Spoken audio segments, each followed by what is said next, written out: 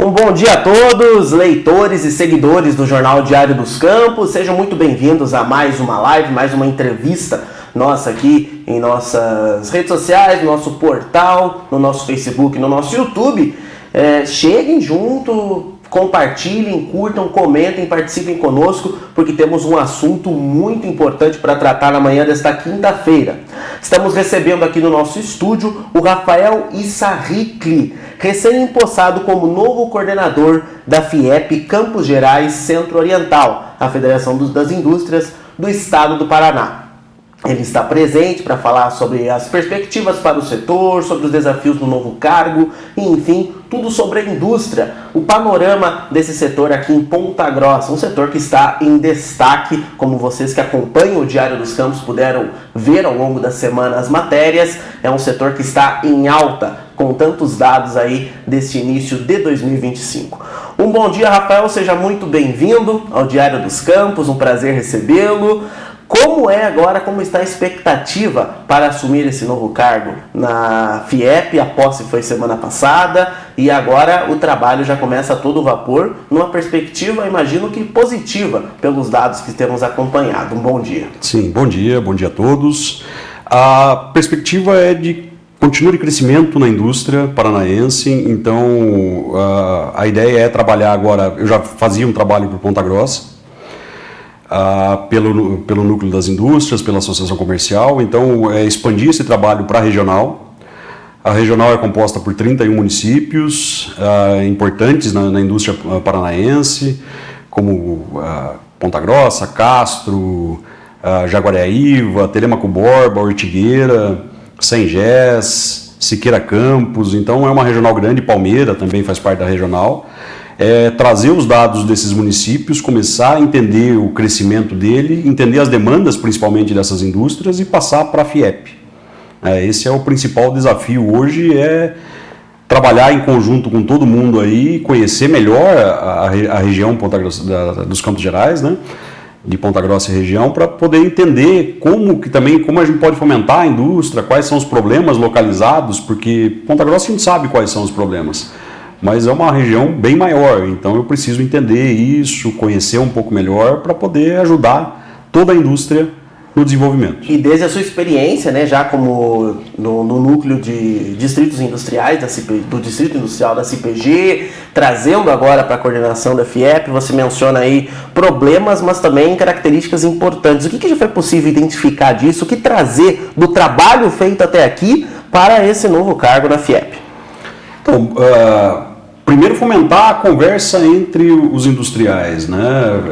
A gente tem uma diversidade gigante de indústrias na própria cidade, na região, muito mais ainda. Então, a gente faz desde da celulose, passa pelo papel, a embalagem do papel. Agora nós temos a maltaria, temos as fábricas de garrafa, né? Temos as cervejarias grandes, então são cadeias produtivas grandes que são fomentadas na região inteira. Então, para você ter uma conversa melhor, até fomentar a vinda de novas indústrias, a gente precisa conhecer bem esses dados para poder trabalhar em si e ajudar com que essas empresas ganhem produtividade. Às vezes tem problemas logísticos, né?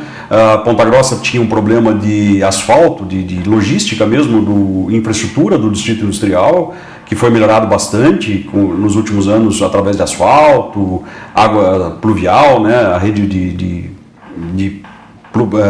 de água mesmo, né? Das chuvas, a captação dessas águas da chuva, tirando das indústrias, né? Muitas empresas já tinham até problema de a água entrar em chuvas fortes, entrar nas empresas, hoje não tem mais. Então é ajudar essas empresas de todos os portes, não só as gigantes. Nós vamos pensar só em Klabin, em Heineken, em Ambev, Tetra Pak, mas tem que pensar em todas elas para poder manter um crescimento da região, né? Sim. O novo CAGED foi divulgado essa semana. Sim. E tanto em perspectiva local em Ponta Grossa, estadual no Paraná e até nacional, o Brasil, o país, teve o destaque na indústria. Sim. Poderia comentar o panorama disso aqui em Ponta Grossa, o saldo positivo de empregos, porque foram 156 novas vagas geradas, né? O saldo positivo é o melhor saldo entre os outros setores. Tem setores como o comércio que contrataram mais, porém o saldo positivo foi na indústria. Aqui você atribui esse cenário? Primeiro que a indústria planeja um crescimento para esse ano, toda a indústria tende a estar crescendo, né? Ao contrário do comércio, que contrata mais, até o número de empresas de comércio é muito maior do que o número de indústrias em Ponta Grossa e na região também, mas estamos no momento de contratação da indústria. Ao contrário do comércio, o comércio já vem de um momento de recessão, vamos dizer assim, não de recessão, mas que o forte deles é de novembro e dezembro. Então passa janeiro, eles têm um saldo negativo realmente. A indústria já não, a indústria é mais plana em relação a isso, né? Não tem um mês específico que é melhor ou pior. Então por isso também a indústria sempre, mas a indústria vem crescendo naturalmente no longo dos anos aí. A gente vem de fortes aumentos nos últimos anos, a indústria pontagrossense não só em número de empregados, mas em número de valor adicionado fiscal, né, que é uma das medições do PIB, cresceu 110% nos últimos 4 anos, de 2020 a 2023. Então o crescimento é grande, né? 2024 a gente teve crescimento, os números não foram divulgados oficialmente ainda, mas a perspectiva é continuar esse crescimento, né? Muito pela vinda de novas empresas em Ponta Grossa e na região. Então, assim, a indústria sempre estará buscando. A indústria, na verdade, é o motor de desenvolvimento da nossa região. Então, Ponta Grossa é uma região, como a gente estava falando, é uma região industrial.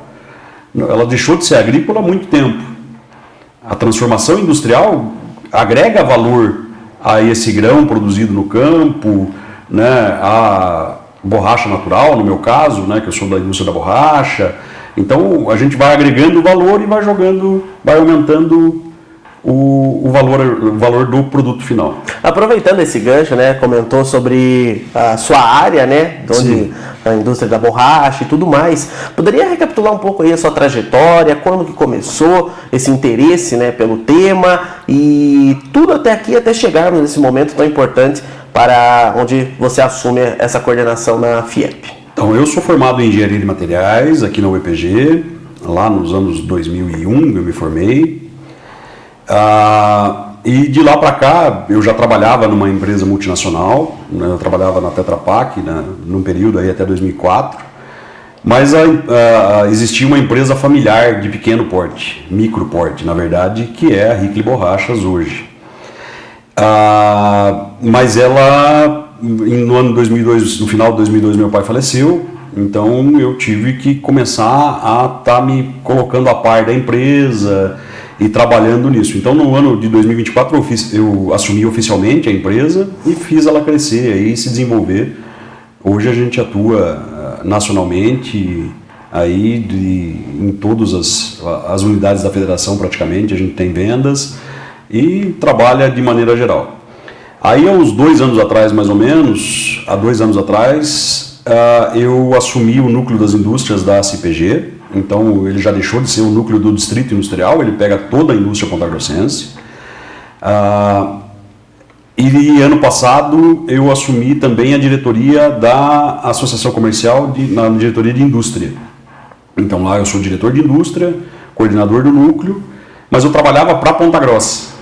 E a partir desse ano eu passo a trabalhar também para a região dos Campos Gerais, tentando trazer essas informações, colocar em pauta o tamanho da indústria pontagrossense, da indústria paranaense, né, para a gente poder manter um crescimento e até desmistificar um pouco a indústria, né? Ainda tem aquela... O que o pessoal associa, assim, quando a gente fala, né, a gente comenta tanto sobre isso, como você falou, desmistificar a indústria para a população, para o povo de Ponta Grossa entender. Tem alguma forma de aproximar a população desse setor, então, seja da geração de emprego, seja no interesse, no estudo, enfim, como que vê esse cenário? Esse é um dos desafios da FIEP, né, trazer a desmistificar a indústria em relação a, assim, tem muita gente que pensa ainda que a indústria é aquele filme do Chaplin, que é uma pessoa apertando um parafuso o dia inteiro e trabalhando naquilo. Logicamente que é um trabalho de montagem às vezes, mas não tem nada a ver mais com aquilo. Não é mais aquela indústria que é tudo sujo, que é fumaça por dentro, que explorava funcionários. É totalmente diferente, a indústria moderna. E tende a se modernizar cada vez mais para se manter competitiva. Né? Então, hoje são operadores de máquinas que são com controle numérico, né, o CNC. Então ele vai lá e vai operar um centro de usinagem e ele não vai colocar a mão na peça para usinar como fazia há 20, 30 anos atrás. Hoje é tudo moderno, né? O próprio corte de plasma, corte a laser, hoje você só coloca a chapa em cima, faz o programa do controle numérico, né, do CNC, e você faz o corte da chapa inteiro automático. Você só vai recolher as peças. Então é muito mais algo mais tecnológico do que braçal. E essa é a tendência. Falando em tecnologia, hoje em dia se fala muito em inteligência artificial. Isso Sim. já chegou na indústria, como que é utilizado, mas a pergunta é mais para o lado da modernização mesmo. Interessante esse exemplo, né, que o pessoal tem, o imaginário popular sobre o trabalho braçal, enfim. Cabe, um compromisso informar essa modernização ao povo sobre esse setor? Sim, é um compromisso nosso de levar isso para a população.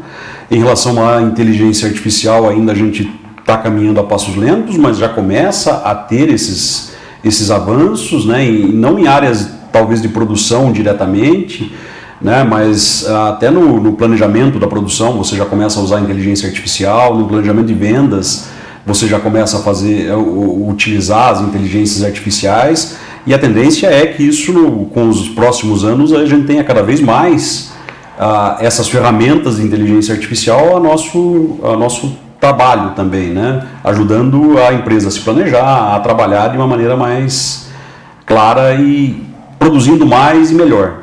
E você mencionou ali a relação feita com Ponta Grossa e região ao setor da agricultura, agropecuária, o agro em geral, e até anteriormente a gente comentava sobre o potencial de Ponta Grossa. O que é importante destacar a respeito desse potencial da indústria para Ponta Grossa e região, além dessa percepção com relação ao agro? Pensando na indústria mesmo, o que dá para comentar a respeito do potencial, até pensando nas perspectivas aí para o setor na região? As perspectivas são excelentes, né? A gente está aguardando a instalação de 2 empresas gigantes, mais algumas outras empresas que estão aumentando, outras empresas que estão em fase final de instalação, né? Como é o caso da Crystal Pet, da Continental na sua ampliação, na Xbri e na Nissin, né? Então, assim, as perspectivas em relação a aumento de faturamento, em relação ao aumento de PIB, de valor adicionado fiscal, são excelentes. Como eu falei, a indústria vem crescendo mais de 20% ao ano nos últimos 4 anos, né? De 2020 a 2023 cresceu 110%. É um valor assim, muito maior do que muitos países e maior inclusive que China, na média, né? Lógico, né? Se comparar talvez pontualmente aos grandes centros chineses, a gente vai ter uma diferença lá talvez até maior. Mas assim, a ideia é que continue crescendo toda a região, né? Ponta Grossa principalmente, porque é um entroncamento logístico importante para o Paraná, para o Brasil e até para a América do Sul em si, né? Pelo Mercosul, se você analisar ali, a gente atende, Ponta Grossa atenderia o Mercosul de maneira clara fácil em quase todos os países, né? Então você tem uma vantagem competitiva de posição geográfica, de mão de obra qualificada, né? E assim sucessivamente até você ter, quando no passado, por exemplo, a Tetra Pak veio para cá no começo dos anos, no final dos anos 90, início dos anos 2000, muito pela localização, porque estava próximo a Klabin, e pela fartura de mão de obra. Porque nós tínhamos os cursos técnicos aqui, do Cefet na época, hoje o TFPR, que virou um curso de terceiro grau, né, de bacharelado e de engenharias, né? Mas a ideia é que com isso a gente continue crescendo. Um dos desafios da XBRI é fomentar, inclusive, a engenharia voltada para a borracha. Que mesmo a gente tendo cursos aqui de engenharia química, de engenharia de materiais, como é o meu caso, eles não são voltados especificamente para a borracha. Esses cursos vão ter que ser modernizados e pensando nessas indústrias que estão vindo, né? E quais setores da indústria, foi mencionada a borracha, a celulose, que mais se destacam em Ponta Grossa? E se essa ideia da borracha, de investir nisso, nesse setor, pode gerar mais empregos, a perspectiva para os próximos anos, como fica nesse segmento? Então, hoje a maior produção no valor adicionado é cervejas. É a cadeia da cerveja, é o maior valor adicionado. Depois a gente tem as embalagens de papel, né? E depois a gente tem várias outras aí menores, inclusive a borracha, madeira, né, placas de madeira, né, que é o caso da Arauco, a própria Makita, então com ferramentas elétricas, né? Então são vários. Como eu falei, Ponta Grossa é extremamente dinâmico, não é uma cadeia diferente das outras regiões do Paraná, né, não contando capital, né, e região metropolitana, mas o oeste é mais focado na indústria, na agroindústria, né, tem alguma coisa de metalúrgica, mas Ponta Grossa é muito dinâmico, é muito grande, então a tendência é continuar crescendo. Perspectiva inicial agora é que mantenha-se aí por um período a parte de cervejas e embalagens de papel. Para a região o papel é importante porque pega a Klabin, pega empresas, a Biopaper em Jaguariúna, Piraí do Sul também tem fábrica, então tem bastante empresas da área do papel.